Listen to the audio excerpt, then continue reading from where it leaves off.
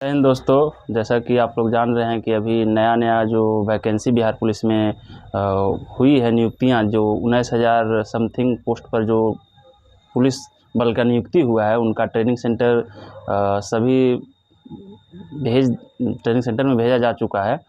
और शुरू जो होता है जीरो वीक के मतलब एक सप्ताह में आपको क्या क्या काम करवाएगा, उसमें क्या क्या परेशानियां आएंगी, उसके बारे में हम बता रहे हैं। ये जीरो वीक बहुत ही समझिए, जो प्रशिक्षु सिपाही होते हैं उनके लिए बहुत डरावना तरह के होता है। लगता है कि बीच में अब नहीं होगा ट्रेनिंग, कैसे पार होगा, लगता है आधा कि छोड़ के भाग जाएं। तो इस तरह के एक जीरो वीक का जो मेन फॉर्मेट है, उसमें आप लोग को सब कुछ परेशान इसलिए लगता है क्योंकि आप शुरू किसी चीज़ को किसी के अनुसार करते हैं और इसलिए आपको टाइमिंग बन नहीं पाता है और ऐसा सिचुएशन क्रिएट हो जाता है कि लगता है कि हम छोड़ के भाग जाएं। तो इससे हतोत्साहित नहीं होना है, आपको वहाँ पर मनोबल को हाई रखना है कि जीरो वीक को हमको पार करना है।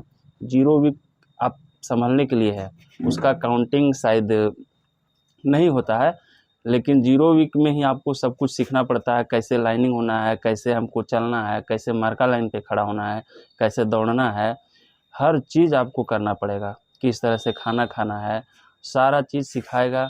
और वहाँ का जो इंस्ट्रक्टर होते हैं वो आपको कभी कभी किसी क्षेत्र में आपको लगेगा कि वो गलत कह रहे हैं, लेकिन ऐसा नहीं होता है। और उनकी बात को हमेशा आप मानने का कोशिश करें। आपको लगेगा कि उनका बात ठीक नहीं है, लेकिन आप उनके बात को मानें, ज़्यादा फ़ायदे में रहेंगे। उनकी बातों को दिए गए निर्देश के अनुसार अगर आप कार्य करते हैं तो आपको कोई पनिशमेंट नहीं मिलेगा। ऐसे अगर उनके गाइडलाइंस के बाहर यदि जो जाइएगा तो आपको ढेर सारा पनिशमेंट का सामना करना पड़ेगा।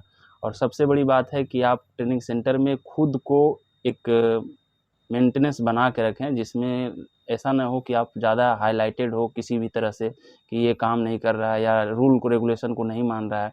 उस तरह के अगर कार्य में आप संलिप्त होंगे तो सबसे परेशानी होगी कि आपको कार्रवाई की जा सकती है। इसलिए ये सब चीज़ों से बचना है, बनाने से बचना है और धीरे धीरे खुद को ढालना है कि किस तरह से ट्रेनिंग पीरियड पार करें।